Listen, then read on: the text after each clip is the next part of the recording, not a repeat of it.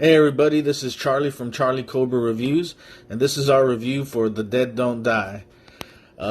This movie was kind of a letdown for me, and nothing as advertised. From the trailer, it looked like it was going to be decently funny, and had an all-star cast of actors who would be coming out. The pacing was one thing that threw me off big time. It took forever for something to happen in this movie. Also, the humor was a little off, with some of the jokes landing flat or really not at all. Adam Driver's character and Bill Murray had some chemistry, but their characters were too plain and not interesting enough. The plot was pretty horrible too. I mean, with nothing much moving the story in any kind of direction. Every time something happens where it seems the characters are going to do something, nothing ever happens. It's probably not until close to the very end of the movie does anything remarkable happen, and it's mainly just the twist that didn't make any sense.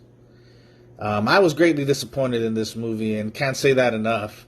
I gave it a 4 out of 10, and hate to say this about any movie, but if you have a chance to see it, you might want to check out a different movie instead. Of course, I'm one of those people that if somebody would have told me this, I still would have gave it a shot just so I could give it my own opinion.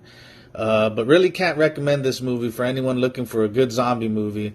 If you're looking for a comedy zombie movie, I would say, stick with a classic Shaun of the Dead.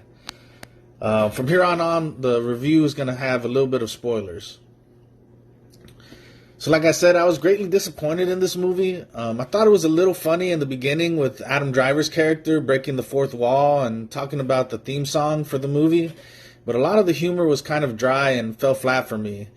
Bill Murray's character was too serious and Chloe Sevigny's too emotional. But they were good in contrast to each other. And I guess the police force in general were okay. What threw me off, too, was that it took so long for anything to happen. The pacing was off in this movie, and nothing really happened for a long time. I was hoping that it was setting up to something that would pay off in the long run, but I can't say that it did it in a successful way. The first scene with the zombies at the diner attacking the workers there was pretty good, and I thought it was funny with the whole coffee, thing for sure. But too many characters and scenes were wasted. I thought Selena Gomez's car group were wasted and could have been utilized better and would have made the movie or the story more interesting.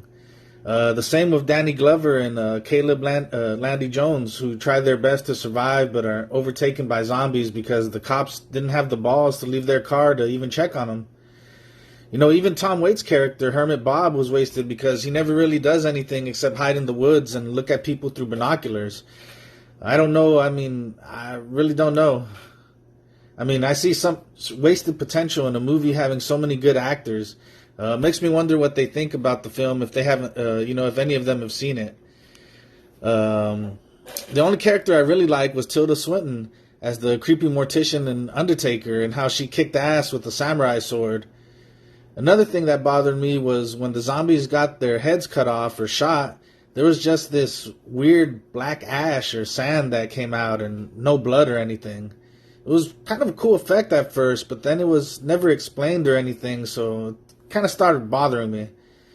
There were a couple of other parts that were funny for me, and 1 or 2 scenes of action, but I have to say this was a below normal zombie comedy movie. Doesn't stand up to things like Zombieland, for instance. Once again, I give this movie, The Dead Don't Die, a 4 out of 10. Thanks for taking time out of your busy day to check out this review.